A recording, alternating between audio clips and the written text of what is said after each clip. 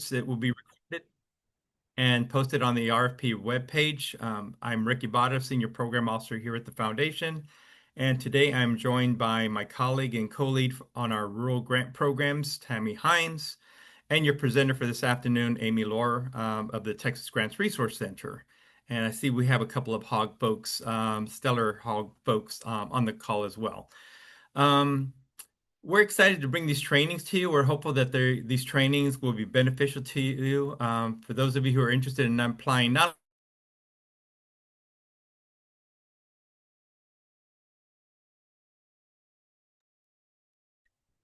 Rick, you're muted again.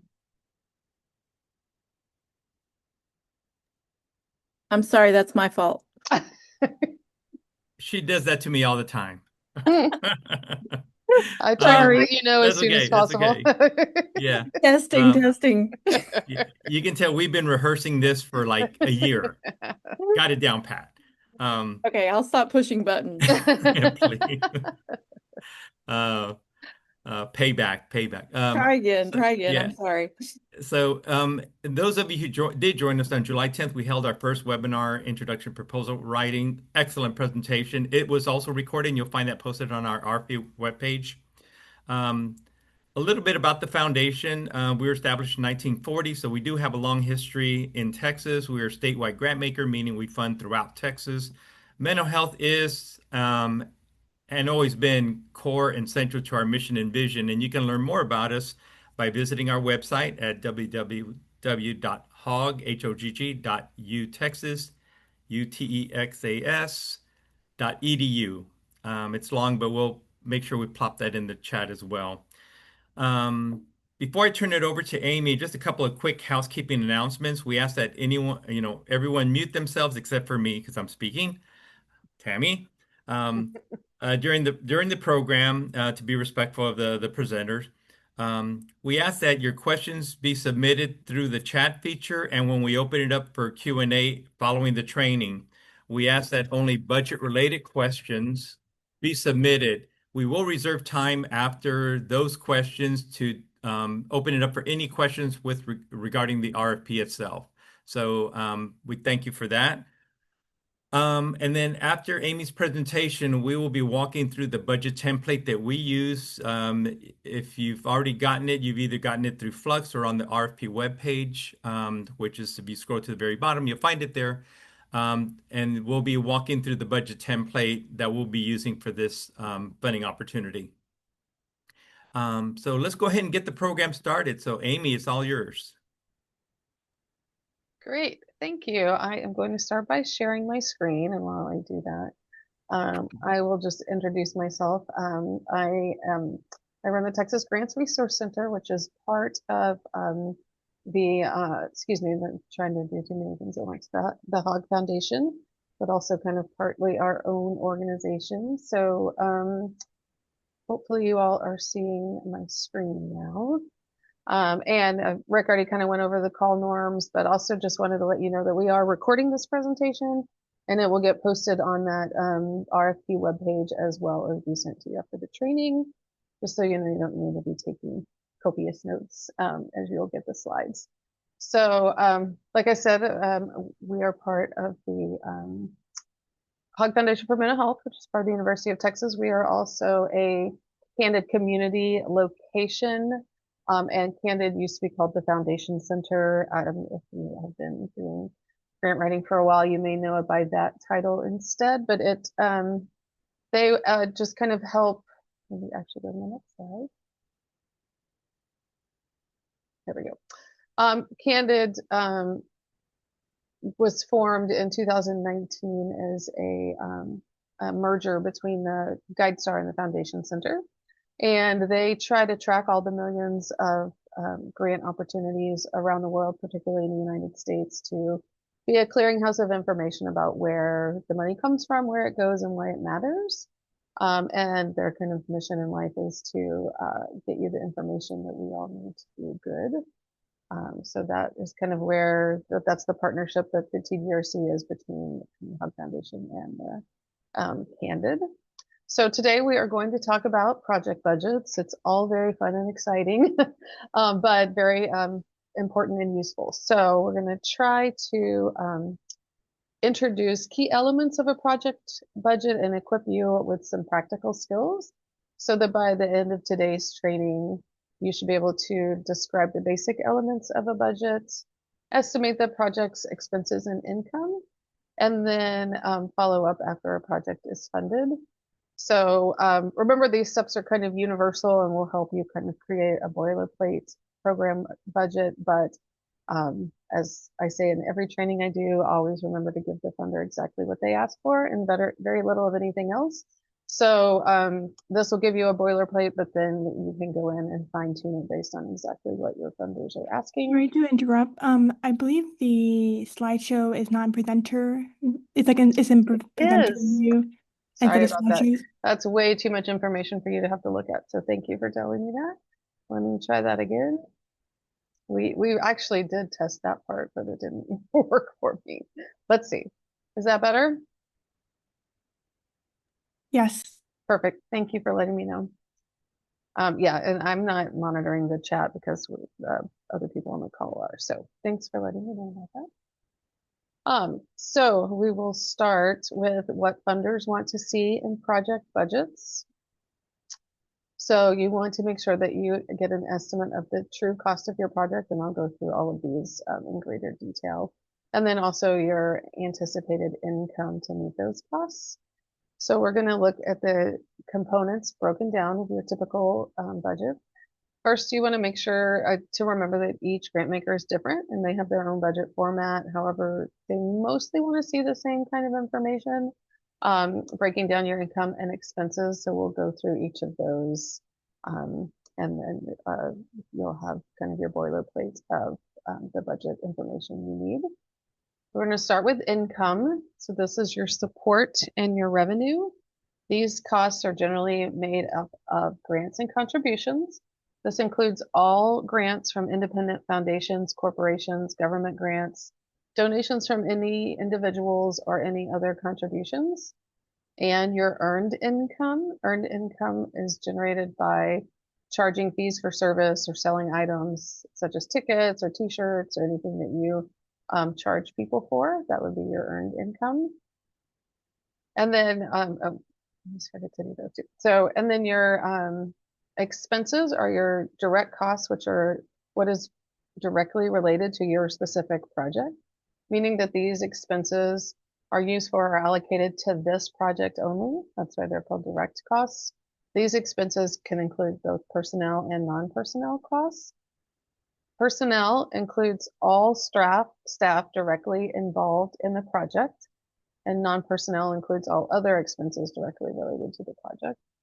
And then under expenses, we also have indirect costs. This is your overhead. We'll be talking about that in a lot more detail.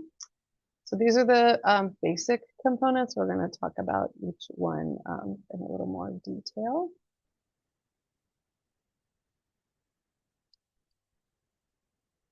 Here we go. So before we go through them in each detail, I was going to say, you may be wondering who is the best person to draft your project budget. And the answer is the person who knows the project best. I think it works best when it's a team effort between your development and fundraising people and your program staff, assuming those are different people. I know we all wear a lot of different hats in nonprofits, so it may not be, but it's good if you have people from both sides of the kind of equation of development and fundraising and program staff to help put them together. Because your program staff will know the ins and outs of the project the best, but your development and fundraising staff will usually know how to write the grants the best. So it's a good time to cross silos and work together. So 2 things to keep in mind. Your budget should be a mirror reflection of your proposal. So everything that is in your proposal should be represented in your budget. So for example, you want to make sure that you answer the questions of who are all the people working on this project? What supplies, materials, or equipment will you need? Basically, anything that's written in your narrative needs to be reflected by a price point item in your budget. So I'm going to go into a little further detail by doing the expense side first. So how will you know how much your project costs? If this project if this is a project that you've already implemented, then you already have a good idea of how much it may cost. But it's also important to remember that costs fluctuate. So you want to make sure that you account for any inflation or deflation that's happened. So it's good to go through the process each year or when you're putting together your project proposal just to make sure that those costs haven't changed. And then if it's a brand new project, don't worry about that because there's kind of a standard formula to estimate projected costs. And the formula kind of is to research 3 estimates by either looking into their costs online or contacting companies that manufacture those products or provide the services that you are looking for. You want to collect and document each quote so that you'll have a record of your cost estimates. And then you want to choose the estimate that is the most reasonable and appropriate for your project. It doesn't necessarily have to be the lowest one, but it does need to be the one that makes the most sense and gets you the closest to what you need for your project. So ultimately, you want your estimated costs to be reasonable, complete, and realistic. So when we start on how to estimate personnel costs, this is most likely the largest component of your budget because it takes the right people to manage and implement a project successfully. And then we think about that. We want to look at all the employees who will spend time on the project. And then you want to estimate the percentage of their time that they will allocate to the project. So if it's the executive director, for example, they may not spend very much of their time. It might just be 5 to 10% of the project, while a program director, that this is going to be their full-time job, you would allocate 100% of their time to the project. So you want to go through and look at the time constraint you think it will be for each different employee.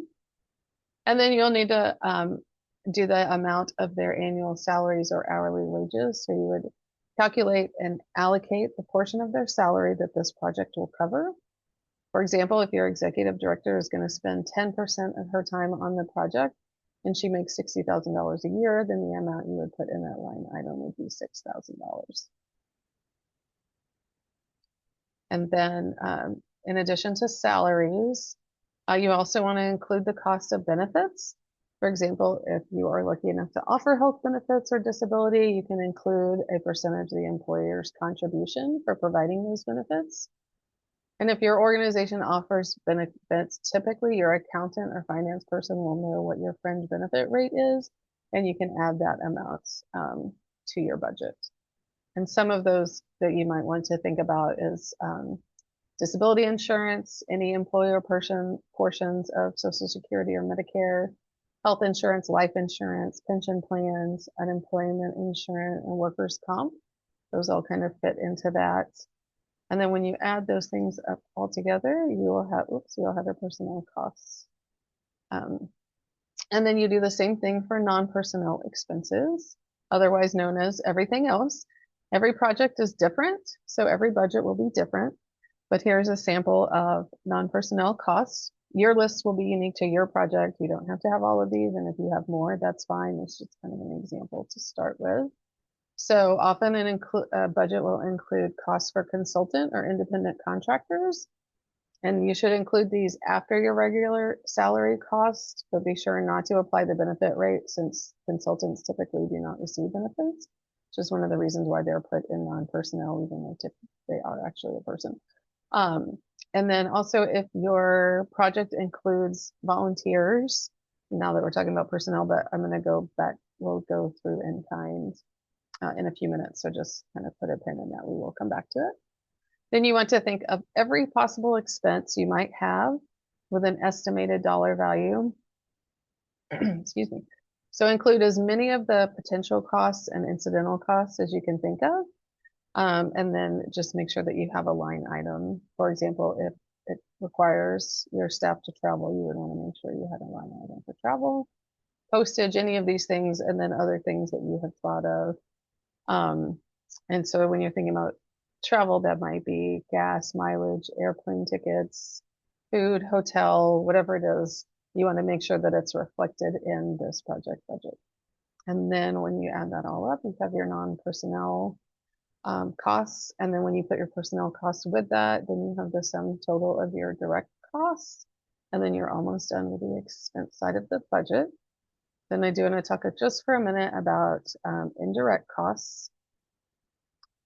So when we're talking about indirect costs, those are really the costs of doing business, and they are not directly attributable to the project, but you may use them for other things, but they are necessary to sustain the project. So that is usually things like rent and utilities, telephone and internet, office supplies, marketing and communications, administrative staff, and fundraising. So these are called different things, but they can also be called administrative or overhead. Sometimes they're called support services or operating costs. They're kind of all the same thing and are generally considered hidden costs. So, and they're kind of hidden because they're not as applicable to the project, but they are definitely important to what you do. So, you can kind of see how the hidden costs are what keep the organization running, but they're not as visible to the people who are interested in the program itself. And it's important to remember some grant makers will not fund indirect costs at all. And that is because it's hard to see kind of the direct impact. But some grant makers do, and that's why it's important to do your research about who you're going to ask about funding for. And so that if they do allow for that, then you can put a percentage of your overhead costs in your budget. But you should always follow those grant maker guidelines. So here's some examples. We went over those, but just to kind of think about them all in the visual.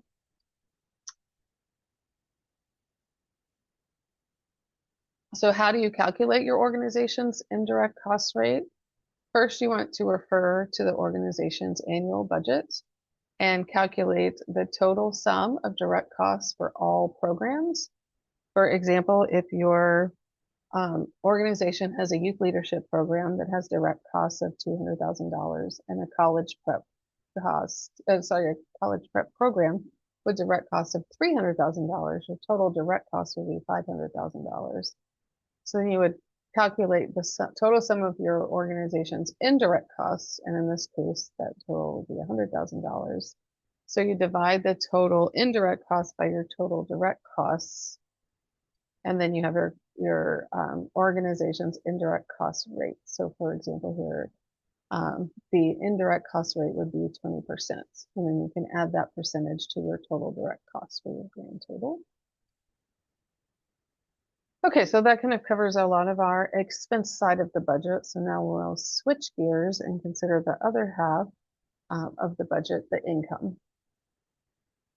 So we'll take a look at the components of our project budgets. And then we're going to hide the expense side just to talk about income, which makes up both your support and your revenue. So any support is just any contribution to your project. So revenue is earned income, so any funding coming in for that project. So just as we laid out the expenses for your project, you will also need to show your income as well. Each project is different, but here's an example of how you could show your income. You may not be receiving all these types of income, and that's okay. You only need to list what applies to your specific project or organization. So we have, sorry, went too fast. For grants and contributions, here you'll want to include any contributions you have received from local, state, or federal governments, independent foundations, or corporate grants. These should only be confirmed grants that you already have or that you know you're getting, that you've already signed the paperwork for, not pending requests. As a separate part of your budget, some grant makers may ask for pending requests, but this is not the place for those. Typically, that is outlined or listed as a separate attachment to your budget. If you've received support from individual donors, that would also be included under contributions. It's not necessary or even advised to list each individual, but just the total that you receive from individuals. You'll also want to include any support you may have received from a federated giving program, such as the United Way. Those usually are just a little bit different. You don't count those as a foundation. They're just their own separate line item. Any earned income would include fees for services or the sales of goods. These could be a ticket to an event, a publication, a t-shirt, a fee for a direct service if you're providing something with student registration fees or tuition, or museum entrance fees, or fees that are charged for tours. All of those things count as earned income. Also, membership or dues. So if some nonprofits charge membership fees, if this is applicable for your organization, you would want to include those in your income as well. And then there's also in-kind support. A lot of times when we think about in-kind contributions, we think about goods, products, or equipment, but in-kind contributions can also be pro bono services, volunteers, or space. So when we are thinking about in-kind support, say a donated space for your program, it should be shown as both an income and an expense item. And we do that because even though you're receiving the space for free, it's still an expense to the program. So you would want it to be reflected in case that gift goes away. You would still know exactly what what the program is costing you. But when you put them on the income and the expense side, then they balance each other out. So it doesn't throw off your bottom line of what you need. But if you don't include in-kind contributions as both an expense and an income, then your budget will not reflect the true value of your project. So if you want to include volunteers, if you have volunteers in your project, independent sector, they have their website will see the current national dollar value rate for volunteer time. So you can always look there, and it has a map that breaks down what dollar values are for each state. So if you looked it up and your current value of volunteer time was $31.80 per hour, then if you had a volunteer that spent 10 hours on your project, then you would put that under income and expense for $318. So that's just an example of how you use that to really reflect the cost of what you're doing. And so now that we've covered the kind of the two halves of an overall budget with income and expenses, I just have a couple of tips to think about. In addition to your project budget, there are other financial documents grant makers will generally ask for. Each grant maker is different, but we often see funders asking for audited financial statements, organization-wide budgets. So that's different from your project budget because it's the whole organization, not just the one thing you're asking for funding for. A list of supporters and other funding sources, an annual report if you have one, and a budget narrative. Whoops, I did that too fast. And then a budget narrative, which is a description that may accompany a budget, which can be used to clarify any specific line items. That's where you could sometimes put your cost estimates or just any justification you want to add for the costs. And your 990 form. So you want to, again, remember to include everything the grant maker asks for and very little of anything else. And if you don't have something they require, it's just a good idea to reach out to them to see if you can substitute for something else. Often people don't have a financial audit, which can be expensive, and sometimes it's just cost prohibitive for them. Some grant makers will accept a board signed financial review instead. Are there other options? So you just want to make sure before you count yourself out that you talk to a program officer about what might be available or acceptable to them. So to make this process a little bit easier, I always suggest that you keep all these documents, I keep them just in one of my folders on my computer that just has all of kind of the grant attachments. And I have one for an overall office and then those for financials and then those for any projects. So it's just kind of a good idea to keep an electronic folder ready, and just you really only have to update these things about once a year because they stay, that's how long your 990 and your audited statements stay good, and generally your annual report too. So it's just good to have those all together. So each time you're applying for a grant, you don't have to go search for them. And I just do that all electronically now since most people have a system for doing things online. And then some budget considerations to think about if your grant gets approved. So we're going to just assume for a second that you got your project funded, which is great. But just to remember, that doesn't mean you're done with the budget yet. Your budget is something to be considered throughout the grant period, just like your kind of measurements and objectives. The budget becomes an essential project management tool as you implement your project. You'll want to observe and monitor how the grant is being spent. Remember that you're going to have to report back to the grant maker during and or after the grant period has ended. And they're going to want to know how you used your funding versus how you said you were going to use your funding. So actual versus projected costs. Most likely they will ask you to include a comparison between your initial proposal and what you actually spent. And many times funders will require that you explain significant variances. And I think it's a great idea to do this throughout the grant process. Don't wait until the end, because if there are significant variances, it's just always better to let your program officer know that as soon as you realize it. And the earlier you do, and the more you can kind of think about how to solve for that variance or just how to explain it, the better it will be in maintaining a relationship with that funder moving forward. So some key takeaways to remember are to know your project thoroughly and make sure that the people writing the budget and the grant are the people that know the project the best. Remember to estimate all your direct costs, so be realistic about how much it will actually cost to implement your project, and include a percentage for indirect costs where possible. Remember to estimate all possible income, including in-kind contributions and earned income. It's okay to be conservative about these projections, and also make sure that you do not include pending requests, only those that you're sure of. We'll go over kind of what a budget looks like from the Hog Foundation standpoint now, or in a few minutes, but I just wanted to see if you had any overall questions about budgets.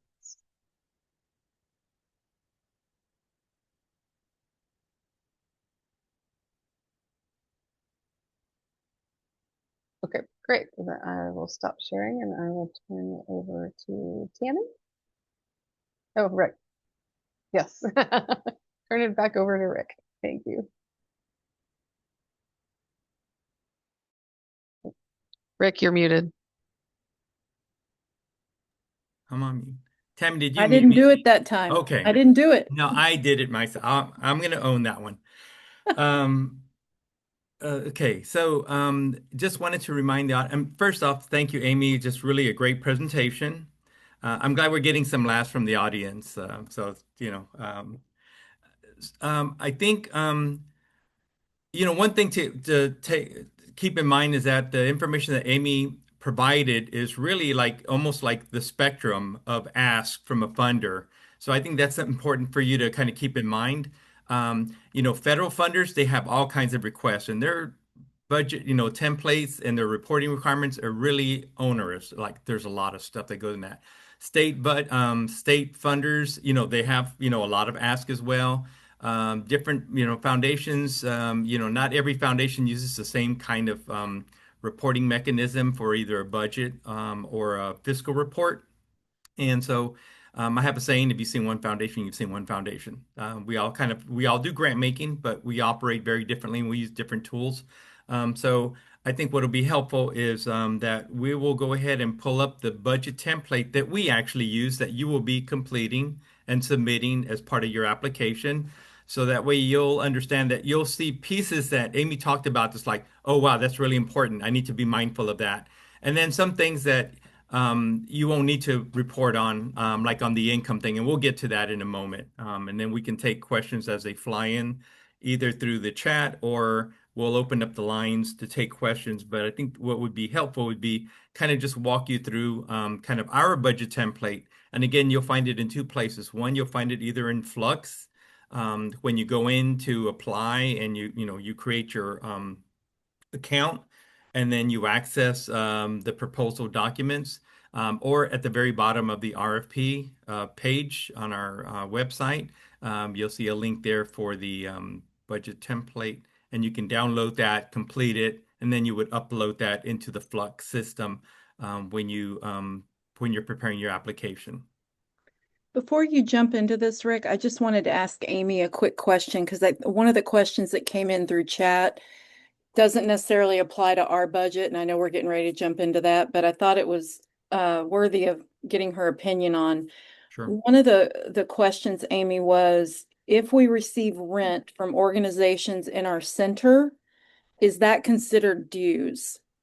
And I'm wondering for the proposals for other funders, when you are counting other income, how would you think of that?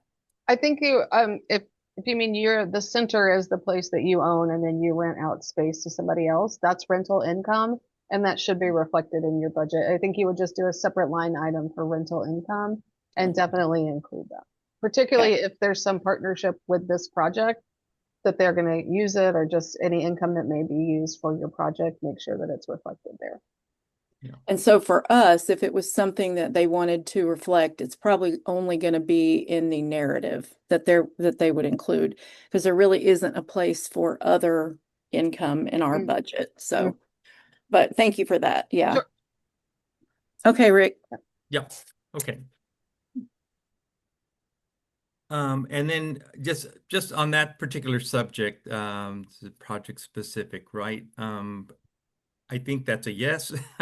But we'll go through let's go through the budget and the different category tabs, and then hopefully that'll make more sense in terms of what we ask. And we've really tried to right size and simplify this process because we know that it can be really onerous. And we've done our best. We can do better, and we try to do better, and we will continue to try to do better. But this is kind of where we're working with right now.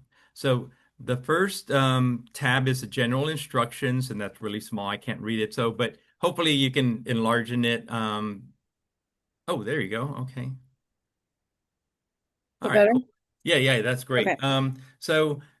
This tab basically highlights some general instructions on how to complete this proposed budget form. Um, and so one of the things that I think it's important for you to note is that the gray cells, the gray colored cells, auto-populate. So we have formulas and it's magic that works behind the scenes. So anything that's shaded in a gray, you will not hard code anything into that particular cell.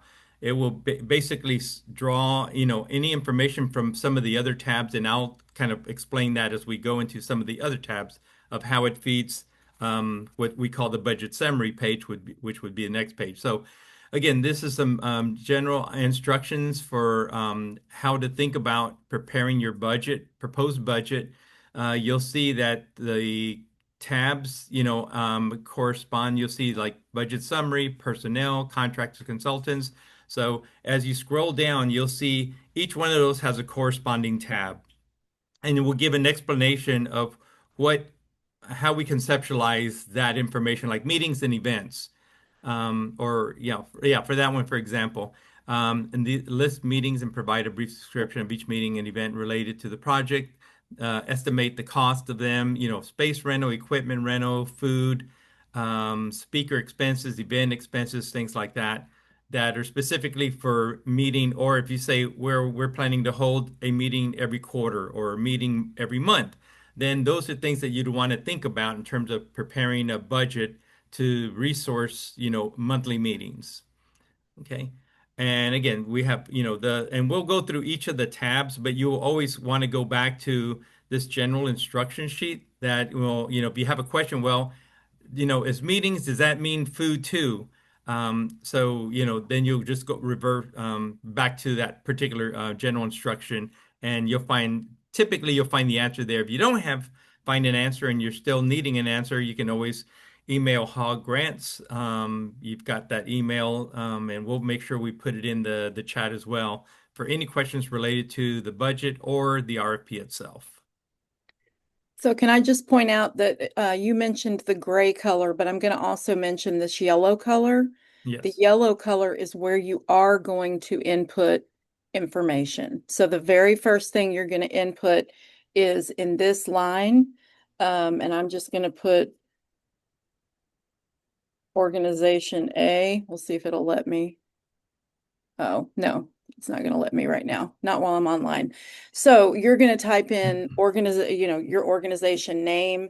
It's meant to be the legal name of the lead applicant and fiscal agent if applicable. So for instance, if organization A is the fiscal agent and organization B is the lead applicant, then you want to put both of those names in this box so that the people that are looking at this know that it's connected. If it's one organization that is the lead and managing the finances, then you're just going to have one name in this box. Yeah, so thank you. Really important. So just a couple more things about the general instructions before we move on to the different tabs. Is that personnel will be, and when we get to that tab, you'll see, how it's broken out. But that was if you're going to use funding to pay a portion of a staff member's time, or if you say we're going to assign this staff member that we currently have who's on our payroll for this project to lead this project, then that's where you would use personnel. Because on the chat there was a question about contractors, and so we have a different cell for contractors, and then we have some information there about how you would think about submitting, preparing information and cost information for a particular contractor, and we'll look at that tab shortly. A couple of other things really quick, if you could scroll down a little bit more. Perfect. So we have two travel tabs. One is for overnight travel, and the other one is for non-overnight travel. And non-overnight travel might be that if you're going to want to pay mileage for somebody to do some outreach and engagement types of activities, and you want to pay mileage, that would be non-overnight. That would likely be non-overnight. It's in town. For overnight travel, this is for obviously overnight travel. Pretty self-explanatory. You'll note in the budget template or in the category is that we have slotted $3,000 of your budget to allocate supporting up to 3 persons to attend an in-person annual meeting. That's kind of a ballpark estimate based on kind of the years of experience we have kind of doing these types of projects. It could come under, and we can talk about that, and we will talk about that in terms of, it's not like you got to spend the exact 3,000. It could be a little under. It could be under. You might be able to send more people for that much. So it really depend on where the meeting is going to be held because logistics. It might be a 1 hour drive or it could be a 5 hour drive. So there's going to be a difference in cost. Also with an overnight. Now we don't want it to be a hardship for folks. If we end the meeting at 5 o'clock and you have a 5 hour drive, we don't want you to jump in a car and drive 5 hours after an all day meeting. So we accommodate all those kinds of requests, so you don't have to worry about that too much. But that is automatically slotted in and it's locked in, so you don't have to be thinking about what that's going to cost us. The money's already going to be slotted there. Special projects. This is a bucket that I think Tammy and I, we kind of talk about it as like, that's like that bucket where like you can have some leftover money and you're not sure what to do with it, but you're going to want to do something with it. You're just not sure how to resource, maybe it might be an extra 5,000, 7,000, $8,000 that after you build out your budget, it's like, well, I have this money and I don't want to really force myself to fund something because I'm not sure I'm really going to need it. Then you could put it in this a category called special projects. And it's basically a bucket you can draw from if you're like, oh, we have this meeting and it turns out that it's going to cost us a little bit more because we're going to have some other kind of things that we really didn't plan. And that meeting is going to cost us an extra $500. Well, then you can pull from that special projects category or bucket. I use the word bucket, but category. And then overhead. So Amy talked a little bit about overhead, and it depends on who the funder is. If it's a federal funder, if it's a state funder, if it's a health plan funder, depending on who the funder is, they might say, X percentage of your grant. It might be X percentage on top of your grant. It might be you tell us what you would propose for overhead. For HOG, we cap that at 10%.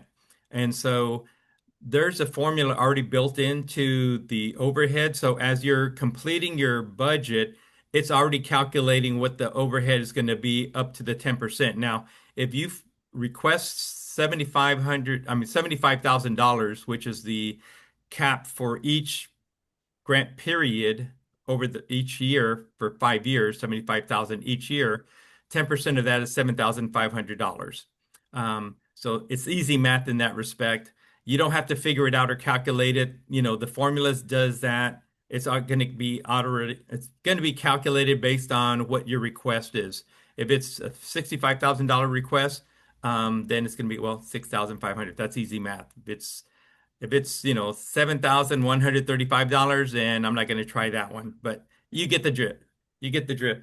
And for overhead, that is basically we're giving that to you. You don't have to tell us what you're going to use it for or how you're going to use it, and you don't have to report to us in terms of how you used it and where you used it. That is just basically you use it for whatever you want. And that could be, you're paying the lights or you're paying part of it you're using for, to help with your rent or and some organizations say, you know what, I want to draw that and build it, kind of put it into the project. So it's up to you how you want to do that. Okay. So I think those are the kind of the key pieces that I wanted to talk about with regards to our budget. Um, and so let's go ahead and go to the budget summary. And I'm not tracking any chat questions that might come up. It's okay. Oh, okay. Um, Do you want that bigger? yes, a little bit, please. Yeah, thank you. Oh, maybe not that big. There we go. Okay, cool. Okay, so remember what I mentioned earlier, and then you'll see on row 3 rather. It says this sheet auto-populates all gray areas, no fill-in necessary, which means you don't have to hard enter any amounts. The tabs that you're going to be working with, starting with personnel on through, will feed this particular page. So as you're working your budget, you want to go back to your budget summary and say, okay, let me see what it looks like because this is a 5-year budget. So you're building a budget for each of those grant periods, each of the years, year 1, year 2, year 3, year 4, year 5, with a start date of 12/1/2025, 11/30 through 11/30/2026, and then each corresponding year thereafter. Um, so as you see that is $75,000 a year is the cap. So the total budget grant grant term budget should not exceed 375,000. 375,000. Yeah, thank you. Thank you. I've been looking at this stuff way too much.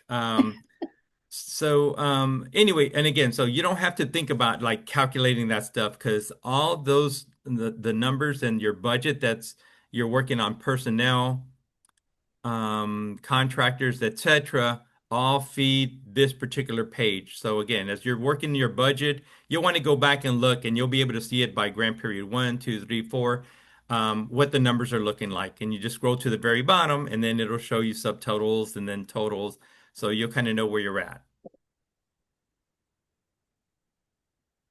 And again, the cap is 75.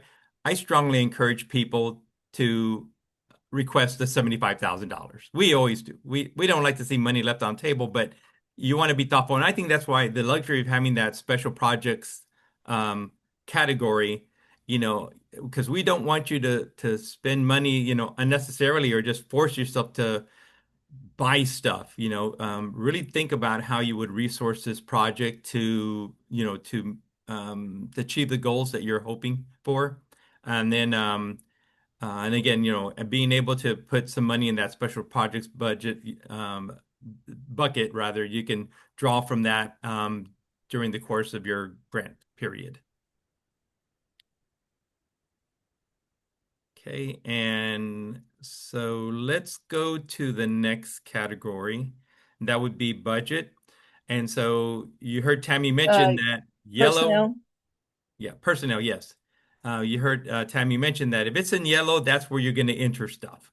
So you'll enter the name if you're, for example, in personnel, if you're saying we're going to pay a portion of this person's time on our staff, say half time or 20% of time, whatever that is.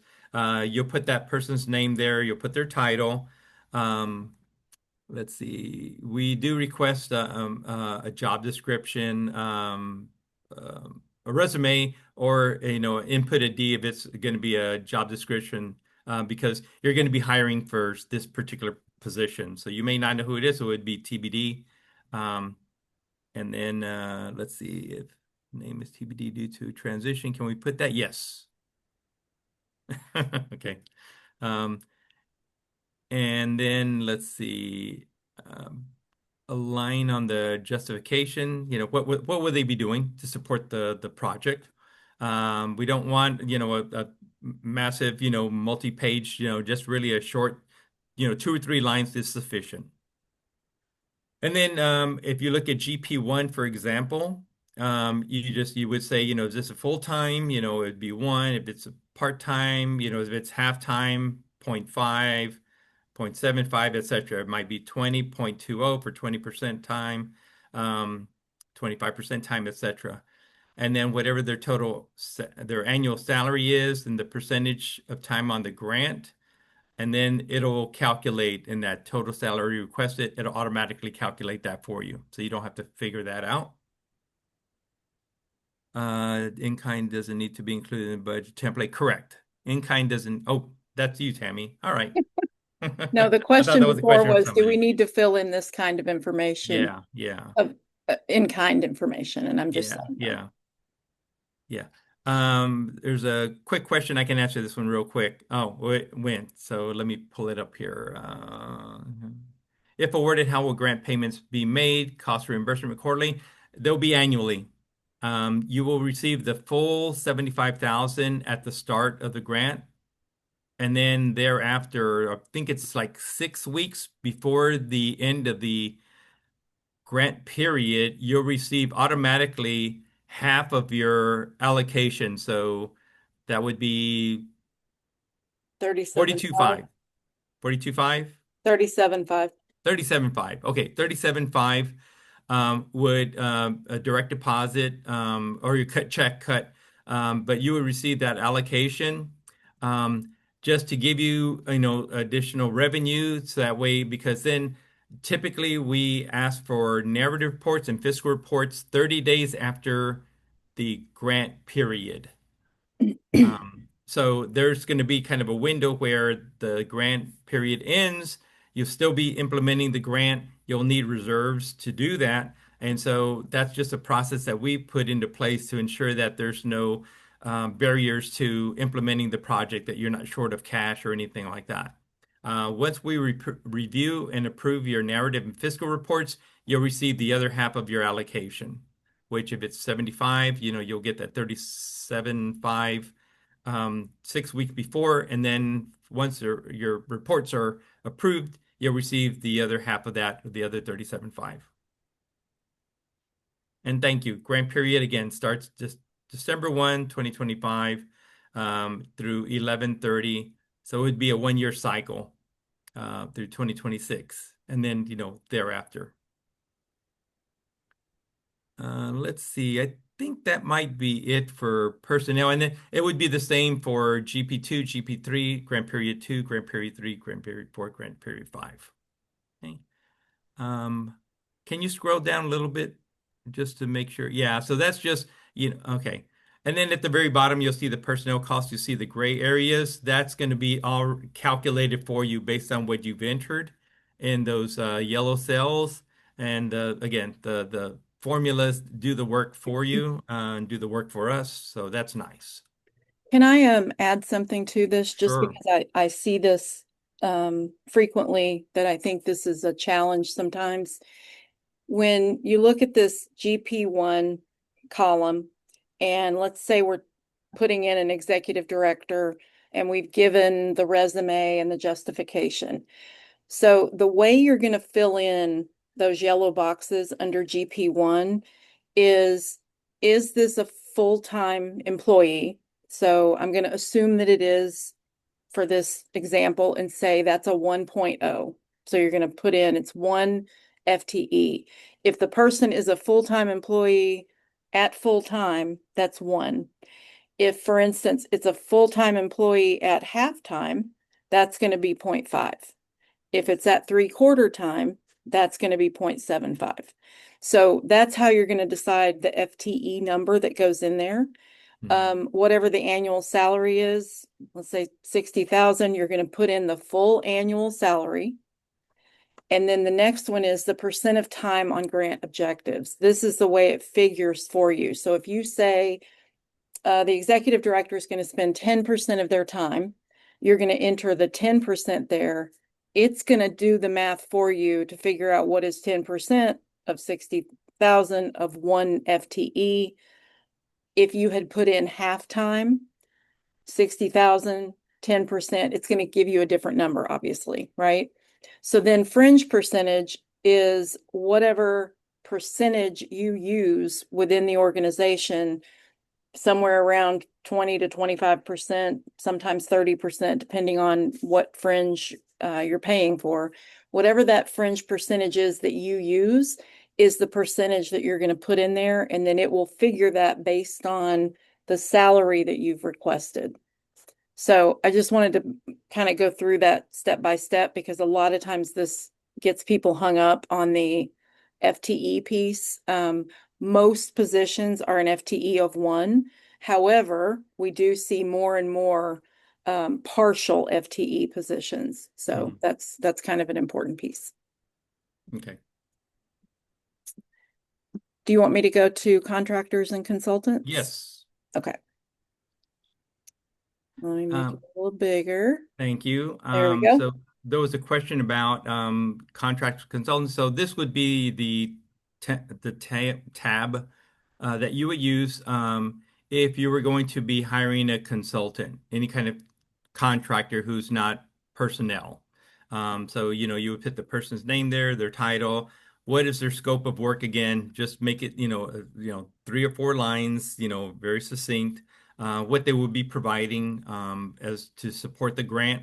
And then, whether that's going to be hourly, weekly, monthly, number of hours, weeks, months, what's the rate of the payment, or it could be a lump sum. And then, whatever you enter there, the totals. And I think we may need to have those. Ask Lexi to stretch those cells. I don't know if they'll expand once you start entering in information. They're meant to, but yeah, we should check on that. Well, yeah, we'll check them. Yeah. Yeah. So, anyway, and then if, let's see, can you You want me to go scroll down? down? Yeah, thank you. Mhm. Yeah. So we build in a bunch of cells. Don't feel like you're obligated to use all of them. For some projects, they'll have 2 or 3 consultants. For some, one. For some, they're going to use different folks for discrete kinds of things that they're thinking of on how they can leverage expertise to support their project. And then at the And very if by bottom, some yes. chance you need more Yep. rows, you can let us know and Lexi can build those in. Yep. We tried to include as many as we thought was, a typical response, but if for some reason you need more, that's fine too. Yeah. Yeah. Okay. Cool. Okay. Let's move on to meetings and events. So here,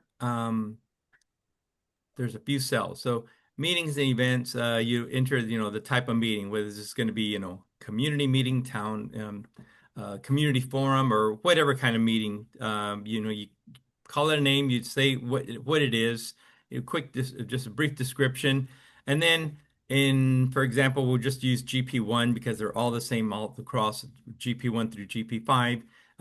There's a cell for space rental, equipment rental, speaker expenses. If you're bringing a speaker in, any expenses related to the speaker, materials and supplies. Let's see, food. Food's always one that seems like, if you're hosting a meeting, food's kind of an important aspect, and that really brings people together. So you might want to think about, if it's a morning meeting, what that might look like for you and some estimated cost. If it's a lunch, kind of a all day meeting, breakfast, lunch, or if it's an evening, kind of some evening dinner type of food.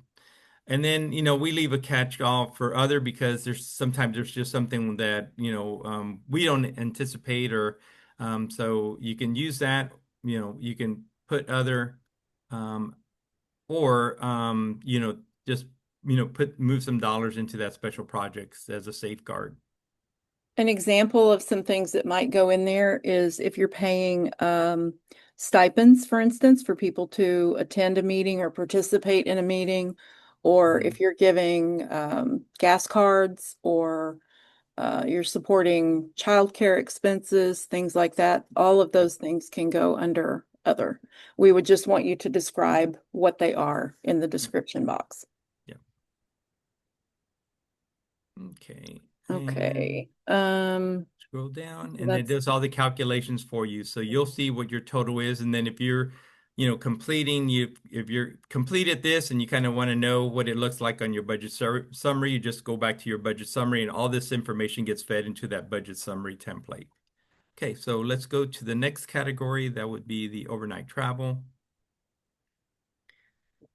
And again, we talked a little bit about this one. And let's see. So we basically just kind of put this in there for our, we call it WR2 for short, annual in-person meeting. We think that, $3,000 will sufficiently support a minimum of 3 people. And again, so the kind of the wild card for this is we're not sure where these meetings will be held. We'll be designing the meetings, co-creating those, with the sites and with our learning coordinator, evaluator, ourselves, on what that meeting looks like duration wise. But we think that $3,000, to cover either rental car, mileage, food, lodging, for a couple of days, very sufficient for a minimum of 3 people. So we have that, and then let's see, number of nights, 3 nights, TBD determined. We'll have a better sense once we know kind of where the sites are at and once we make some determinations about where we're going to be hosting the meetings.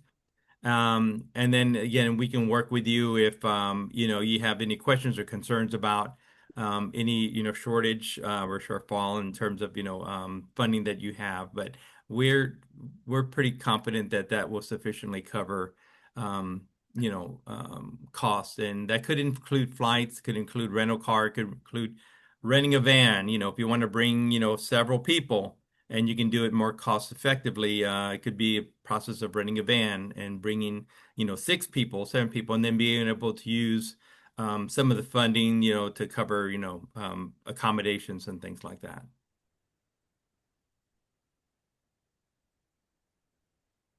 Anything else we should say anything about? else on this one. I mean, the only thing I would add is that, obviously this depends on the community, but if outreach is, some counties are pretty big. So if people are thinking of their community as their county, there is potentially some travel, some overnight travel that could occur doing outreach and things like that. But in general, I don't know that this is a big area that people would need to use too much for this project, but certainly include anything that you can think of. There may be, a conference that you want people to attend, or there may be, there could be something in state that you want 2 or 3 of your community members to be able to go to in order to get a certain um, training. And although there will be a lot of that through the learning community, there may be something specific that you know about that you want them to go to. That's the kind of thing that could get included in here is the travel around that. Yeah. Do you want me to go to non-overnight? Yeah, let's go to non-overnight. Okay. Okay. And non-overnight, it's for, guess what? Non-overnight travel. Um, again, anticipated mileage, and we use the state of Texas mileage guide. I believe it's 70, don't quote me, but I think right now it's 70 cents a mile. So there's a link in the actual general information page that you can actually launch that or and look at that and then determine. And again, that's what we use. That's what we would ask you to use as kind of the mileage metric to pay per mile. And again, we understand that these are going to be some cost estimates right now. And if you have I know sometimes nonprofits will have their own policies and procedures around mileage costs and things like that. If you need some of that edited, because this is, uh, well, no, that's not true, because you're putting in the reimbursement rate. So if let's say your policies and procedures say 65 cents and you haven't had a board update to the latest mileage amount from the state or the feds, then you want to include that because that's what you're going to be able to pay. So you would describe that and basically say why it's different than that amount. That's kind of the estimated amount that we're thinking of, and it will calculate that for you because you're going to put your reimbursement rate in there. Yeah. But just let us know why it would be different from the state rate. Yeah, good point. Thank you, Tammy. Let's move on to special projects. And let's see, thank you for making that bigger. And so I'm trying to think of examples that would go in there. So one of the things that I was thinking about is,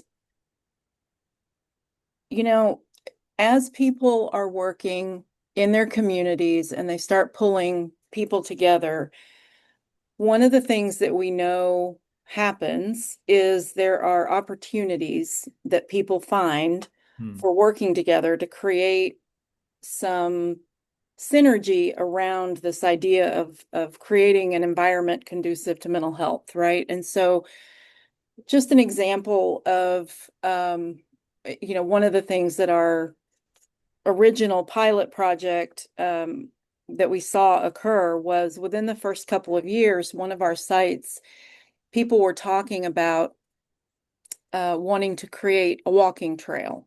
And they had all of these mental health related reasons as to why a walking trail was going to be supportive of this environment and why it was going to increase mental health in their environment, etc. And they needed a small amount of money to contribute to kind of get other resources in their community to come together and actually fund this. And so this was a really great use of them having some parked dollars in their special projects area because it was earlier than they had an implementation plan. And so I think one of the things that you might think about is as you're looking at how do we spend this money to the best of our ability to maximize it for your community, you might want to park $2,000 or $5,000 in year one, thinking that there might be some things that come up that we have the opportunity to do that we don't know what they are right now. Mm-hmm. And we'd like to be able to be flexible in that way. And so one of the reasons, and I was actually going to say this, but it sounds kind of goofy, so I'm going to say it anyway. This is actually my favorite one because to me, as somebody that worked in nonprofits for years, this is the one that gives you the most flexibility with the project. This is the one that says, we don't know what's going to happen. You don't know what's going to happen. So let's give you a little flexibility with some of the dollars where 6 months in, you can go, well, we did park that money. We've got this money to allow us to do X, Y, Z. Mm-hmm. It is actually perfectly appropriate to put to be determined and put $2,000 just in one of these slots. Yeah. That is literally, that's all you have to say. The process is pretty simple. Something happens, you get an opportunity, you shoot us an email and you tell us what you want to do.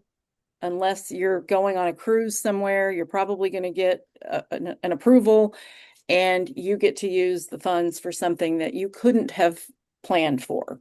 So that's why I think this is a really neat opportunity. So I'll stop there.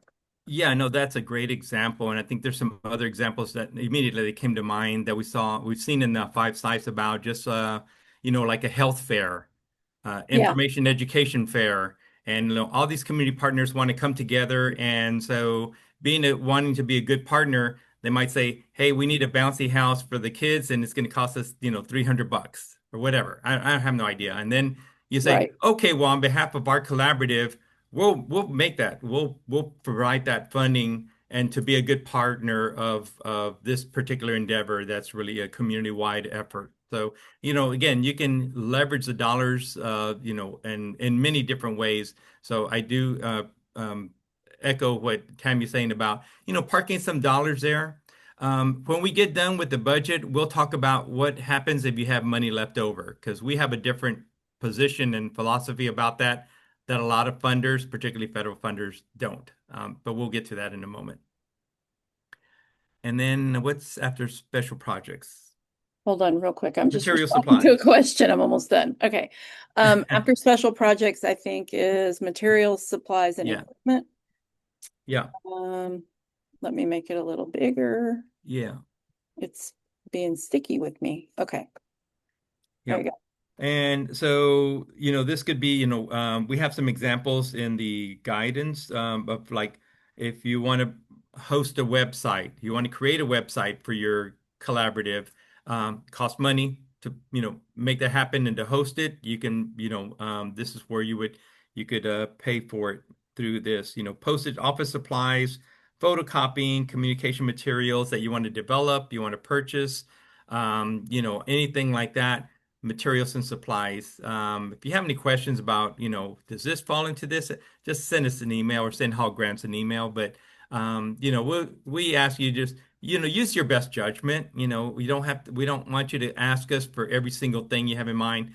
There are times where we might say, after we see a budget, and if we approve it, might say, hey, we're going to go ahead and ask that we move this particular thing. It really should fit over here. We do that kind of stuff all the time. So, you don't have to worry about getting it 100% right. It's okay if it's not. We'll work with you on that.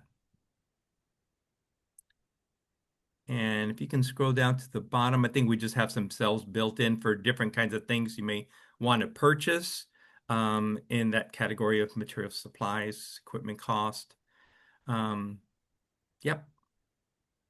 And this literally, it could be almost anything. Yeah. We've seen, maybe you want to provide a cell phone for someone doing outreach, and so you're paying the monthly service fee on Yeah. here, or maybe you need a printer. So there's a line item for a printer. I mean, it's just things that you think of that the project might require in order to do the things that you're proposing to do. Right. Do you want me to go to overhead? Please. Okay. And overhead, we talked about that a little bit. And the reason that you see 3,000 there is because that's a subtotal. That's the current subtotal that's in the current budget template that's based on the overnight travel for the $3,000 for the in-person meeting. So as you build the rest of the budget out, that number's going to change. It's going to go up. The rate is set at 10%, so the calculations will be done through the formulas that we have working in the template. So your overhead will be a subtotal of whatever, kind of the total is on for GP1, GP2, etc. And it'll always be at 10%. It's set at 10%. So if you, again, example, easy math, if you make the total request of $75,000 for each GP, each grant period, for each of the 5 years, then your overhead sub total would be 7,500 per year. And the grant is 75,000 inclusive of the Yep. 7,500. Right. Right. Okay. Okay. Yeah, I think that's all of it. And then we put in the chat that we've got a really excellent guide on our grant seekers webpage on, I think it's called How to Prepare a Budget or something like that. And so I would encourage you, actually, I went through that just to look at it. And even though we designed that some time back years ago, it's still very relevant and it follows along the lines of, our current budget templates. So just really quickly, let's see. So without the overhead, project budget would be 675. Yes. Yeah, right.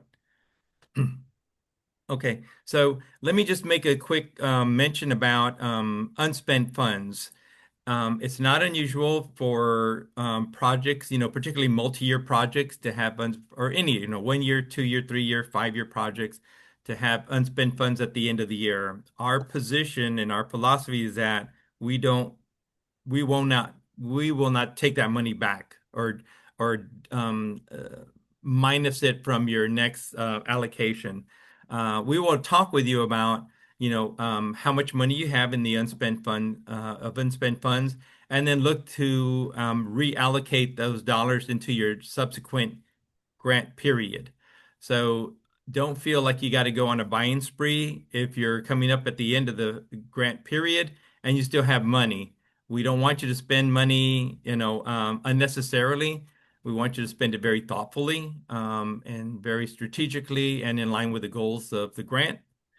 So we will work with you and we will do what's called a budget revision template thing, where basically, if it says hypothetically, because for easy math, if you have $10,000 left over at the end of the year, and your next year's allocation is a total of that 75,000, then we would ask you to reallocate that 10,000 into that $75,000 grant period to budget. So you would have in essence 85,000, not 75,000. Again, so we will work with each and every one of you on that when we get to the unspent funds. But one thing we want you to hear loud and clear is that some funders, like federal funders, if you don't use it, you lose it, and they will take it back. They'll ask you for a refund, or if it's a subsequent year grant, they'll deduct that amount from your next allocation. So they take it back, in other words. And so we don't have that intention. We don't do that. That's not our position, and that's not our philosophy. We want the money to stay in community and to do community good. And we are trusting you to be the stewards of these dollars. Okay. So, um, let's see. I think we kind of talked through a lot of the questions that, from the top. We kind of addressed some of those. Yeah, let me check the ones that I jotted down while we were. Yeah. Tammy, you think I should just go to the top and just kind of run through them really quick, like how we did last time? Yeah, I think that's helpful. Okay.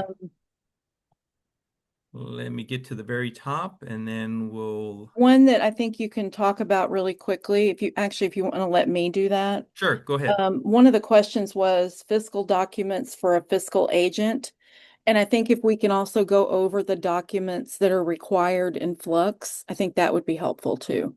And I'll Uh, go through and find the other questions. okay. So you want me to speak about the documents, like the fiscal documents that are required in Flux? Yeah, let's start with that. And then Okay. after you talk about that, just talk about if there is a difference when you are a fiscal agent. Let's see. Difference. Um, I don't. There's essentially not. I mean, Yeah. So just so we'll let me go over start. the The documents the easy, that are the easy required. one, yeah. The easy one is like what are the documents that we require? So if you've been in our Flux or you haven't been in our Flux system, you'll see that there's certain fiscal documents that we require to establish, kind of your eligibility as a 501(c)(3) nonprofit. So we request an IRS letter of determination, uh, a 501(c)(3) status or tax exempt status, your most recent IRS Form 990, or other indication of financial status, a current operating budget, statement of activities, which is basically an income statement, something that um, Amy kind of talked about in terms of, how you capture income, for certain types of budgets, for applications. But a statement of activities, which is an income statement from the past year, and then statements of financial position or balance sheet from the past year. So we're not asking for 3, 5, 10 years of documents. Basically, we're just looking for documents for the past year. And then we do a charity check, as well. So we do some of our due diligence, and it's important we do that. But those are the kind of the key documents, fiscal documents that we require from every applicant. And again, if you go into Flux and you start your application, you'll see a list of those. And those are simply you just, upload, scanned copies of that. Correct. My clarification on that question is if I'm applying for our coalition. I can't quite hear you. I'm sorry. Could you speak up just a little bit? Yeah, so like if we're applying for the coalition, do we want to submit the budget for the coalition or do we submit the budget for the fiscal agent? Or the statement of activities? So the budget template, is that what you mean? Or do you mean the Mhm. documents, the fiscal documents? The fiscal documents. Are they a 501c3, the coalition? No. Okay. Then it would be the fiscal agent, right? Tammy? Right. Right? Yeah. Yeah. So Yeah. it'd be a fiscal agent. So, and we've said this in the RFP is that you don't have to be a 501c3, but you do need to have a partner who will serve as the fiscal agent. There's some information in the RFP to that effect. And then, and if that's the case, what we would be asking is for a letter of support from the community, basically saying, yes, XYZ is going to serve as our fiscal agent because the community is the lead applicant and the lead for this grant initiative, this program, this project, not the fiscal agent. So for the rest of those fiscal documents, then would it be like the coalition's expenses and stuff that we're monitoring? So if you'll think about it as the reason that the fiscal agent is there is to provide the credibility and the structure on behalf of the organization that doesn't have a 501c3 or the group that doesn't have a 501c3. So it's going to be the fiscal documents for the fiscal agent, establishing that they are the ones responsible for the money, essentially, the funding. The lead in terms of making decisions around the programming and things like that is going to be the entity, which could be an organization or it might not be. It might be a collaborative or a coalition. So the entity that is going to be making those decisions is actually the lead applicant. Because we tend to think of this in a couple of different ways. We think of it as the programmatic aspect and then the fiscal aspect. And if an organization or an entity is not a 501c3, we can't fund them directly, but we can support them with a fiscal agent and they can be in charge of the programmatic aspect of the project. Does that make sense?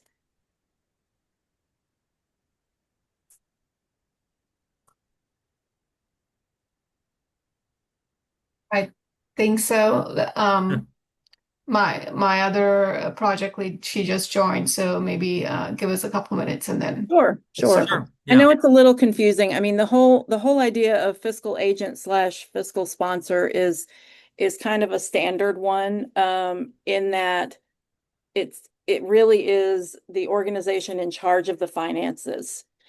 However, one of the things with this grant is to really ensure that the community is actually in charge of the project. And part of that is the decision making around how the dollars are spent. So it's an interesting partnership between a fiscal agent and a collaborative. And one of the reasons that we stress if there is going to be a fiscal agent and a collaborative, that there really should be an MOU of some kind because it can get complicated. And the intention behind the project is to give as much of the decision-making power over to the community. So the fiscal agent really has to be open to that.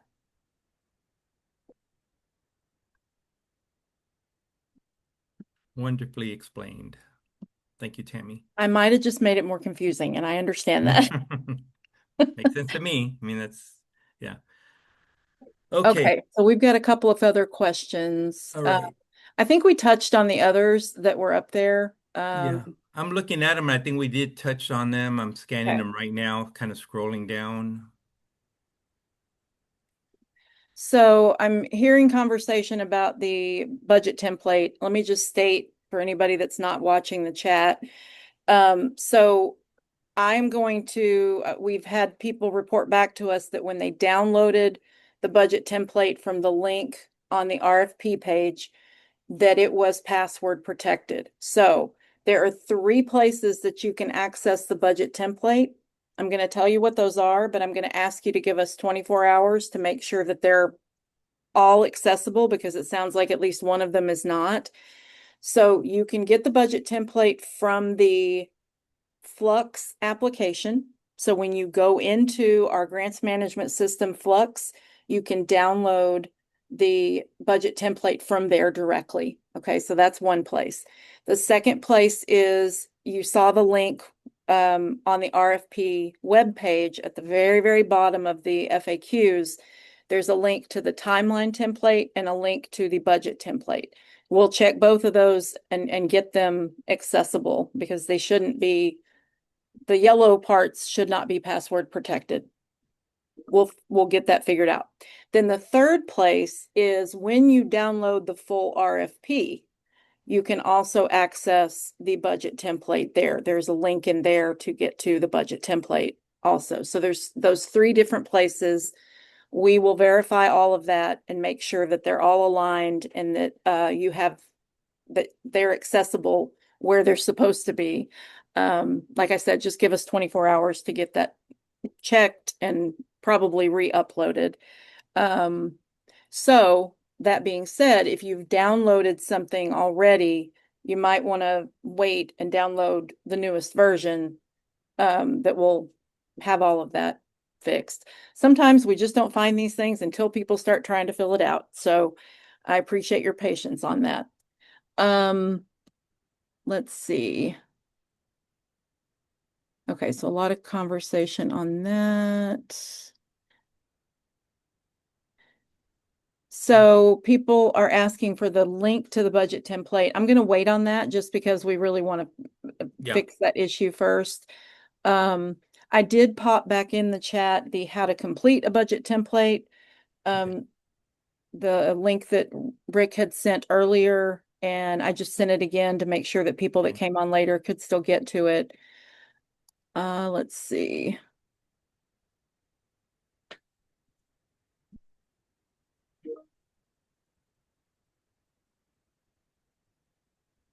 Yeah, I know people are saying that they can get to it through Google Drive. I'm not going to recommend that, just because I don't know what that does to the document.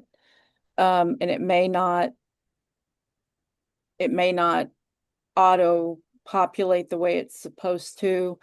So I'm just not sure that I would recommend doing that. Okay, so the fiscal agent can hire or assign a person to support the coalition. Absolutely. That is actually one of the factors that we think is most likely to make a collaborative or coalition successful, is to have a dedicated person. It doesn't have to be a full-time person necessarily, but to have a dedicated person who is in charge of coordinating, pulling together the coalition or the collaborative. The roles have been different across the board, but having that designated person is a very important piece. So I would definitely encourage that. To be clear, we at TTUHSC would be the fiscal agent if collaborating with a health center in a rural area. You could be. It sounds like a health center in a rural area might have its own 501c3 status. So I'm not sure how you're thinking about that. If you want to ask that question more specifically, feel free.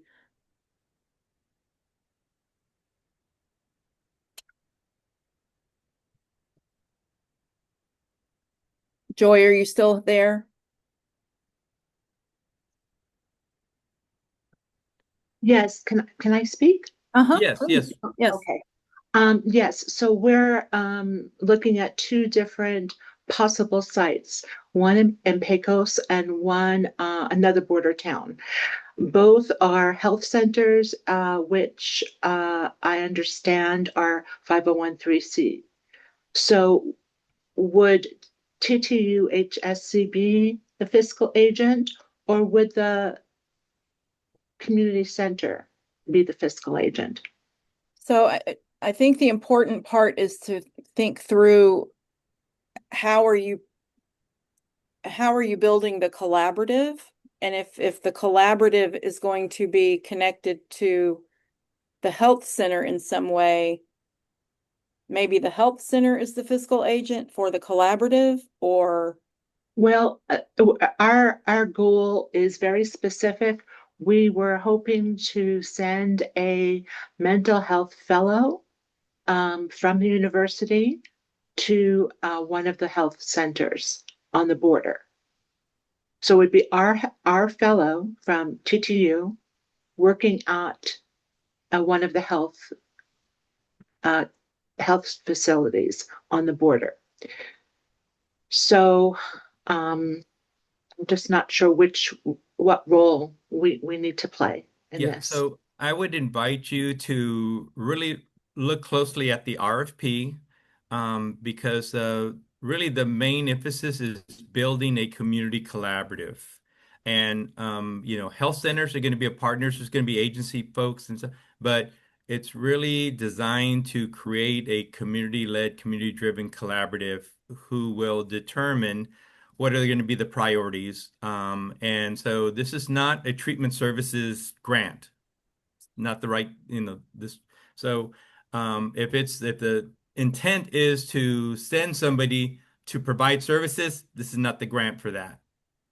So again, I invite you to reread or look at the RFP very closely to determine whether you see a different way of having an involvement in this type of project where you're really looking more of an upstream approach and supporting the development of community members who are coming together and defining what are the conditions that contribute to poor mental health, and what does the community say about what could make a difference, versus we're going to drop in this evidence-based practice here because we know that there's evidence-based behind it and we know what's going to be good for the community.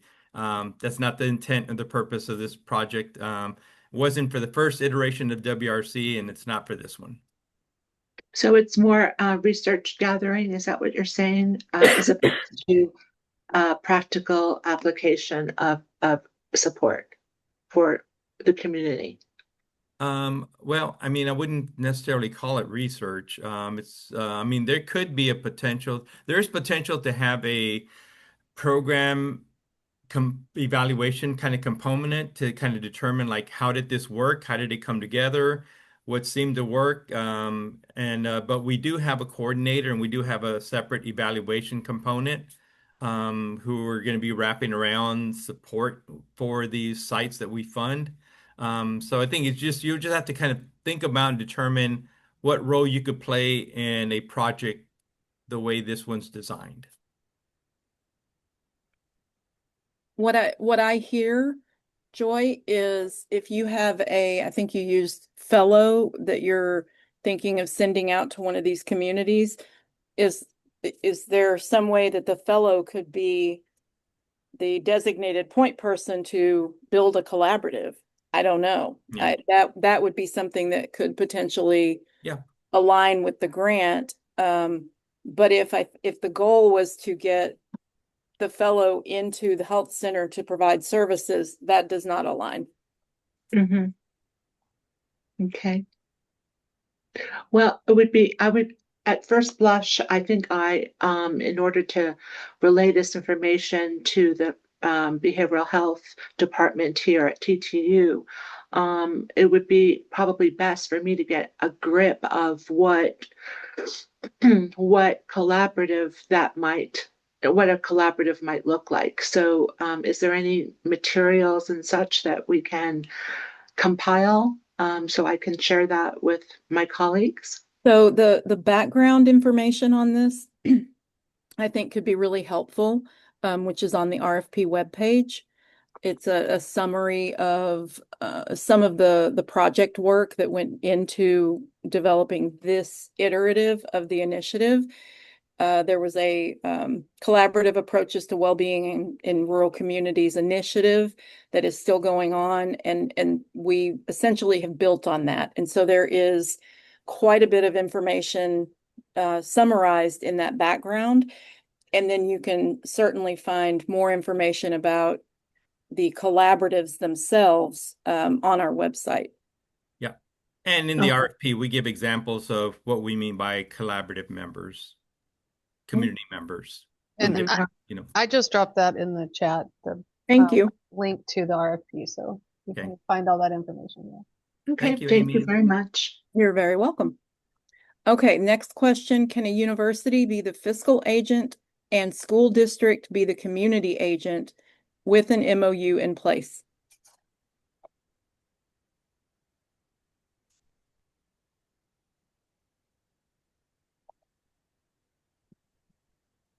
Rick?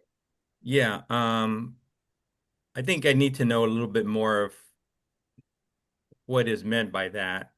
Um, No, is that how you say the name? Noe? No, Ramos, are you there? Noe. Noe? Yes, I'm here. How do you Um, say your Hi, name? Noe. Noe. Noe, okay. I didn't want to mess Yes. it up. I'm sorry. Hi everyone. Hello. My question kind of I think it was initially kind of along the lines of Joy, where I potentially thought that it would be like a service perspective, but now hearing about this, I think it could potentially be for a position to basically kind of go and serve the community for the perspective of what the community kind of needs in terms of collecting research on how to move forward towards towards how they kind of want to picture their community health to kind of look like. And that's kind of what I'm understanding. But I represent the university, and so the partner that I had in mind is a school district that serves very rural communities here in South Texas. And so that's kind of what I was trying to figure out is how could I potentially write it to kind of meet that specific need. And I just wanted to make sure that I understood. Yeah, I mean, it could be, an example could be that, a representative from the university is going to actually embed themselves in the community and do the outreach engagement, work with partners to convene people and to have conversations, to start community conversations about, what are the conditions, we want to hear from you, people who live here, breathe here, work here, play here, about mental health and what does it mean for you and what are the challenges that you and your family face and your children face, and really start from there versus, oh, we have this evidence-based practice and we're going to push this down into the community. So it's really kind of more of a, again, it's an upstream approach, and really, I use this illustration, but it makes sense to me, and I talk about this quite a bit, and everyone's heard the whole story about you know um, Rick's fishing by the river, and this kid is, kind of getting swept downstream, right? And then, I jump in there and take the child out. And then Tammy shows up with her fishing rod. It's like, hey, how's the fishing, Rick? And like, I don't have no idea. And then we see another kid, and she jumps in and fishes him out. Amy comes in and says, hey, it's like, how's the fishing? It's like, you wouldn't believe what's happening. We look up and there's no, and then she jumps in, Amy, and then, we're all like kind of like, what's going on here? And then Tammy being, Tammy, she says, I think we should go upstream and find out what is the cause. We don't know what's causing this, but we know what's happening downstream. We go up there, and we see that there's like this dam, but there's a section of it that's broken off. And of course, me being from the Hawk Foundation, thinking I'm very smart, I'm thinking, oh, I know how to fix this. I can do this. We can do this. We can do this. And Amy and Tammy are just smiling at each other and looking at each other and saying, yeah, Rick's being Rick. So they say, you know what, Rick, those are great ideas, but I think it would be most important for us to bring community people together and people who live here in the area, and to ask them, are they aware of this, for one, and to find out, like, what do they propose as a solution. So we bring all the community people around, and somebody says, wow, we kind of knew, but we didn't know this was like it was the serious. And so somebody says, I have a bunch of wood. Somebody else says, I got a bunch of cord. Somebody says, I have three brothers.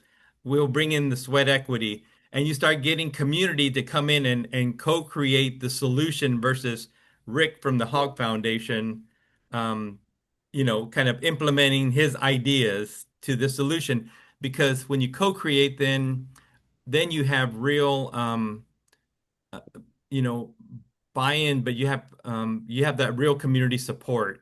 And that's going to kind of create that, long-lasting, durable relationship building, community solution oriented approach by people in the community and not Rick in Austin thinking he knows what's best. So I share that as an example to hopefully illustrate kind of how we envision and how we've been funding this, kind of five-site project for 7 years now. And we've learned a lot. Our sites have learned tremendous amount about how, and so it's going to be to us, it's really about a conversation starter. You have to have this start a conversation. It could be like Texas Tech or UTRGV or somebody could say we want to go in and we want to kind of start supporting and facilitating community conversations around mental health and well-being and what does it mean for the people who live here. So that could be a role that the universities who are important anchor and academic institutions in these communities could potentially play for something like this And have played. and We've have played. Yeah, we sites have where examples of that. Yeah. this has happened and it's gone extremely well. So yeah, some of those examples are, we have living proof that that's a really great model, as long as this is the big, Yep. as long Yep. as long as the university is willing to let the community lead and let the community make the decisions. And that is such a heart of this initiative. It's really a core piece. You'll hear us say it over and over and over again because we've also had situations where we had fiscal agents that thought they could do that, but then when it came time to allow a decision to go forward that they weren't comfortable with, they actually really weren't able to do that. And that causes challenges for the community. So those are the kinds of things that we're trying to get people to think about beforehand. Yeah. Excellent point. Awesome. Thank you so much. Mhm. You're welcome. Thank you for your question. So there's another question on here, Rick, from Alma. Thank you, Rick. That question was related to my initial one. Would the foundation be open to supporting the work of the parent organization when the local field office doesn't yet have the internal capacity to lead development efforts on its own? Specifically, would it be acceptable for a portion of the grant to support the parent organization's role in guiding and resourcing the field office as it builds toward greater independence? Alma, we might want to get you to come off mute for a minute because I'm not sure. Yeah. I don't necessarily understand. So, Rick, if you get it, feel free, but I don't. I need more information. okay. Alma, if you're there, do you mind? Yes, I am here, and thank you. I believe you already answered my question. Oh, We okay. are trying to apply for grants in Eagle Pass and Del Rio, and they are very small Mhm. cities down there. We do have somebody over there from our organization, but we are asking to see if we can fund that person to start the process because we believe the that community needs that initial process that you are just mentioning. So my question has already been answered. Thank you. Okay. Okay, great. Yeah. Yeah, I think if just to kind of touch on, I think if the general idea is to have someone in the community helping to build a collaborative, Mhm. that aligns. Yep. Right. Yep. Thank you. Agreed.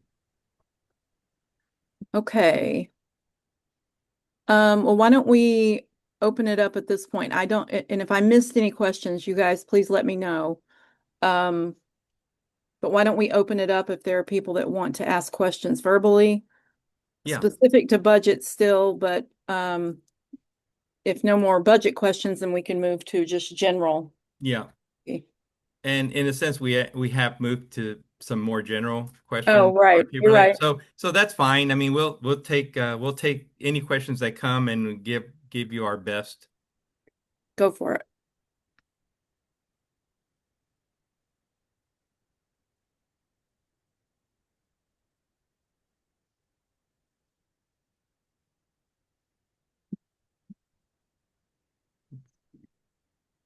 No more questions. I don't believe it. Um,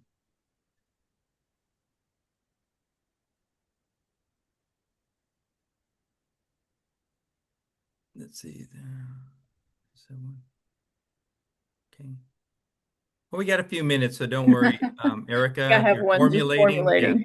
take I your love it. time. We got That's great. Is it okay if I ask? Yes, please. Okay, so I'm the executive director here at our center. And so we have 20 nonprofits and organizations that are housed within our center that are offering either free or low cost services to the community as an effort to bring like all your mental health services, healthcare, education. There's pregnancy resources, hair, nails, food, name it, we're a one-stop shop for these service needs. So it was not necessarily like the city's idea or the school's idea or any of those things. We are already in motion. We are consistently growing.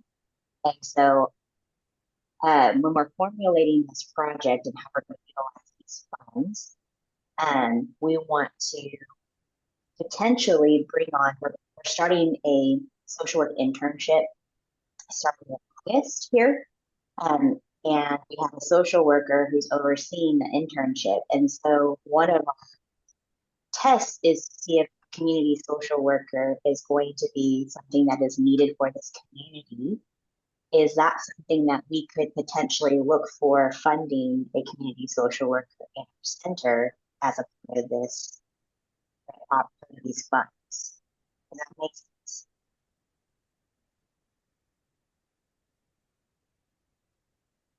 I think we lost you, Erica. Are you still there? Yes, here. You can hear me? Yes, I think I got, unfortunately, I think I only got about a third of what you were saying, but yeah. I think I heard most of your question. Rick, did you? I probably got about a third of it, and I just, there was a lot of just breakup in the audio.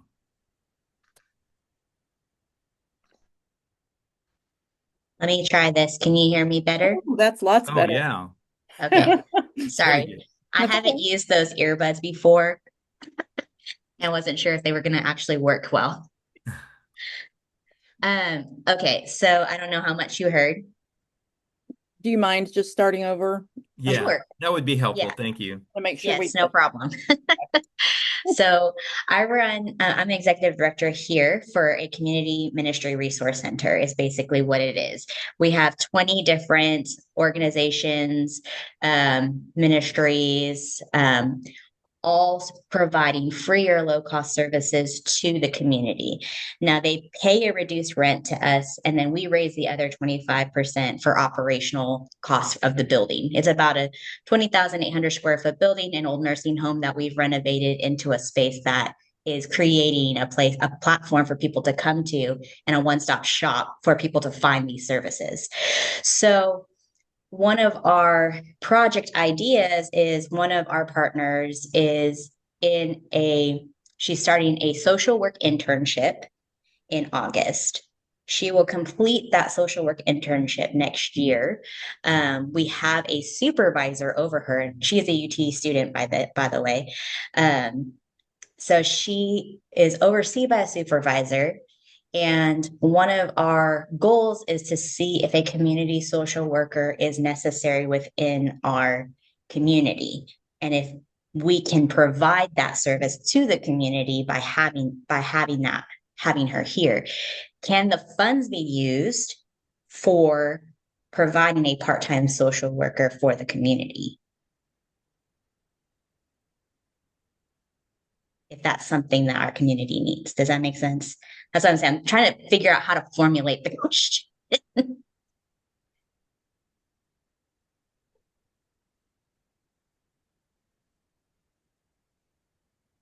Well, okay. I'll take the first stab at this. So how do you know that that's what your community wants? I guess that's a question. You don't have to answer that. I invite you to think about how do you know that's exactly what your community and what community members kind of weighed in on that because the project really is this project is designed to bring together. There may be some informal groups that are out there, but it's really trying to bring as many community members, you know, throughout the community that you're focusing on to be a part of this conversation. So I don't know if that's kind of what you're identified as based on like a community needs assessment. Everybody's done community needs assessment, but um, so what this project is really designed to do is to really kind of, kind of go back and engage community, do the outreach engagement and bring people together to have these kind of conversations. And it's not, we've been doing this, funding this type of work for years now, and I can tell you that it's not a one and done kind of um, event. You're not going to get the answer. It's going to be over a series of several meetings, and you'll always want to look around and say, well, we have community members, but you always want to be asking yourself, who's not here, who really needs to be here? Oh, is your faith-based group representative? Is your school is youth represented? Is people with disabilities represented? So you want to think through really, if you already feel like you have information from the community, we would, and I think if you're going to apply, you have to make that business case and that strong persuasive argument on how you know that this is what the community wants, that they want a social worker. Okay. Um, Versus more of that, kind of organic process that we envision for this project. And maybe it might be that, it's like, well, we've been, polling, we have survey data, we have information, we've collected, we've done, community meetings where we've collected all the information and this is what we've gotten from them. Then you'll want to make that case. But short of that, it would be, it would be difficult for me to know that this is exactly what the community wants, that they want this social worker. Everybody needs social workers. Everybody needs doctors. Everybody needs more nurses, psychologists, etc. And that is a workforce challenge and stuff. But one of the things that we're also mindful of is that not everybody needs a licensed prescriber. Um, Most people need a place they can go for information, education, resources, and support, and referrals and things like that. Um, anyway, I'm trying to just give you some different ways to think about and look at this project, aligning with what you have in your hands as far as documentation or kind of a plan or kind of an idea concept and see how those things overlay upon one another. And I'll stop there and ask if Tammy has any comment or Amy. I just thought of this while you were asking the question, Erica, and I think and I'm going to pop this in chat too, because I was trying to gather my thoughts around this. But I think one way of thinking about this initiative is if you are proposing to go to a community with a solution for the community, and that solution has not been proposed by a group of people from the community, a collaborative, then that is not the spirit of the initiative. We're backing way up and saying, we're valuing the experience of community members coming together and having conversation and looking at their community through different lenses, because the idea is to include people representative of the community. Therefore, you have different ways of seeing things, different perceptions, etc. people coming together and as a group identifying what the challenges are to creating a mentally healthy environment. Mhm. Once they've determined what their challenges are, also by looking at their strengths, because a lot of times that's how that's how you find out where your challenges are. You start to look at, well, we've got all these things going for us, but here's where the things are that we need to work on. Once they pull all that together, then they start to come up with solutions that they think are going to work. And so if a solution is already being proposed, that's problematic because it means there's not typically already that community buy-in. The community is not being heard at that point. So it's not that the idea is not good. The idea sounds great. The problem is that it's missing that key piece for this initiative that is really valuing that inclusivity of the community and valuing hearing different people's voices and recognizing what that group is identifying as the challenges that they want to address. Thank you guys. Appreciate that. Mm-hmm.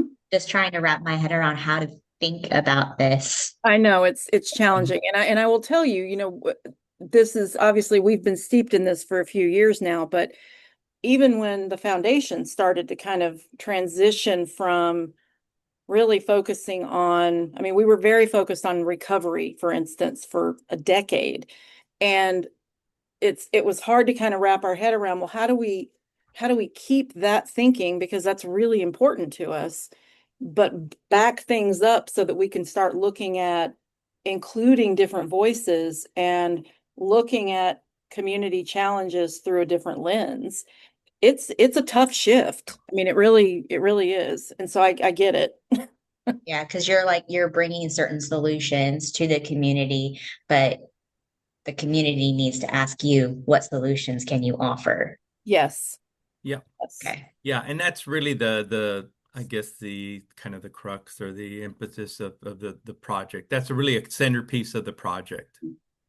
It was for our first one, and it is for this one.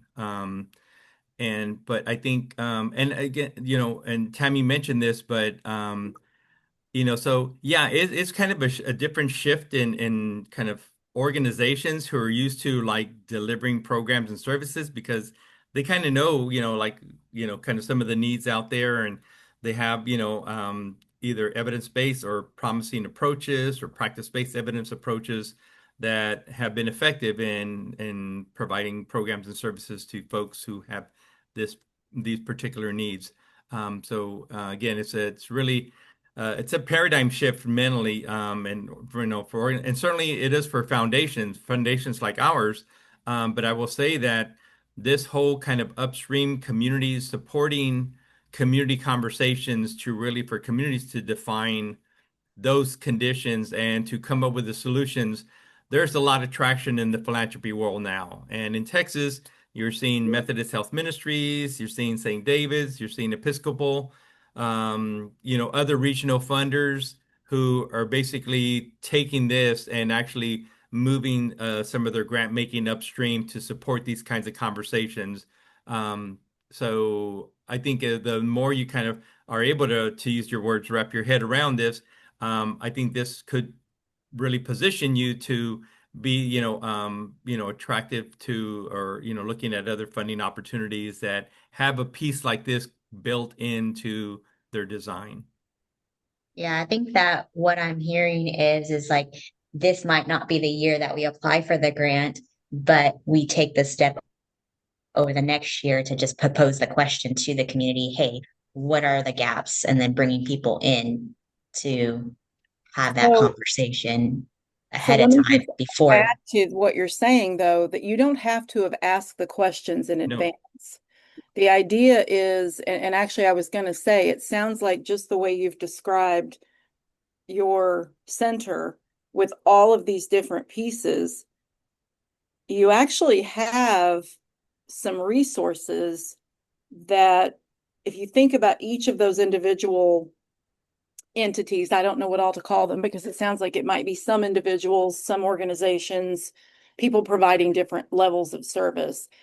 Each of them has connections out into your Yeah. community. So you could probably pull together a community collaborative fairly easily, Yep. representative of your community. Now, you would need to figure out who is going to, if you all, for instance, were the fiscal agent, or the lead applicant, who's going to be the person in charge of that? Because you would want to make sure that you had somebody to, as we were talking about before, one of the key pieces that we've seen over the last 7 years of working with our well-being in rural communities initiative is there really does need to be some dedicated, designated person who is coordinating the meetings, keeping track of things, maybe doing the outreach, Mm-hmm. all of these different pieces that allow the collaborative to actually form and develop a structure and become kind of this organized entity, right? So I, in some ways, I think what you're describing could be a really great scenario. You would then need to write that up in a way that sells the idea to all of the people reviewing the grants. And so I'm just throwing it out. I don't think that it's necessarily that you have to wait, Right. because I don't want you to get the sense that all of that has to be done in advance, because that is not the case. The idea is we want people out there creating these collaboratives. Some of them may have already started, Mm-hmm. some of them may not. And so I think it's really an opportunity, no matter where people are in kind of that development stage. Again, as long as the mentality behind it is letting the collaborative lead the effort. Yeah. Yeah, I do have that point person in mind. It's being able to communicate what we're trying to do. I'm Mm. not very great with my words. I could probably write better than I speak. But yeah, just asking that question and just trying to, like I said, wrap my head around how do we propose this? And we have that person in place to create the collaborative, and she's actually more savvy with understanding what you guys are asking for. I just wanted to try to get even more understanding for myself, Yep. what she would essentially be streamlining here. Mm-hmm. Mm-hmm. Yeah. And I just the other thing we mentioned earlier is that um, when we fund these sites, they're not going to be kind of on their own. Right. We have we're going to be hiring a coordinator who's going to be working with all of the sites and doing individualized, customized technical assistance to identify what are their needs, what kind of framework, and helping them kind of make some decisions around frameworks, around governance, about how do you conduct meetings? You bring people together and sometimes, you just need some guidance and structure. And so they're going to provide a lot of that. I think, I just want you to hear and everybody to hear is that, like you don't have to have things figured out right now. You have to have an idea, a concept, and you have to have, that aligns with the spirit of the grant. But by no means do we expect you to already have this, locked down and says, "Oh yeah, we've done all these community meetings, and now it's like, oh, now we're gonna have, maybe we should wait a year or so to kind of do this." No, that's part of the process. Thanks for your answers. Good luck. Yeah, Okay, well, we are over right. time and I don't see any more questions. Yeah, and if there are questions, they can be submitted through Hog Grants, I'll put and that we in will the chat. respond to. Yeah, we will respond to. Let's see. Oh, okay. Um, so anyway, I want to thank you. This is a long afternoon, 2 hours, pretty packed. And want to thank Amy again for just a wonderful presentation and hopefully walking through kind of the budget template that we use and kind of going through that was helpful to you as well, answering some questions around the budget, but also around the RFP. Um, Please don't forget that we do have the third and final webinar training, Measuring Your Success, on Thursday, July 31st, 11 to 1 p.m. Central Time. You don't want to miss it. I don't plan to miss it. I plan to be there. I think I guess We we'll will be not there. miss it. The three of us will definitely be there. I'm pretty sure. Um, really want to thank you for your interest in this funding opportunity. We're excited about it, and we're excited, and we hope to see proposals from each and every one of you. And with that, we'll go ahead and close today's webinar training and question and answer. Thank you so much. One final note that we are recording this. Once we go through our internal process here, we will post it on the RFP webpage. I think we have a tab that says Webinar videos, maybe. webinar videos. That's what it's called. Fancy title. But yeah, But clear. and you'll find it there, and so that way you can access this recording and all the information. Okay. All right. Well, thanks again, and you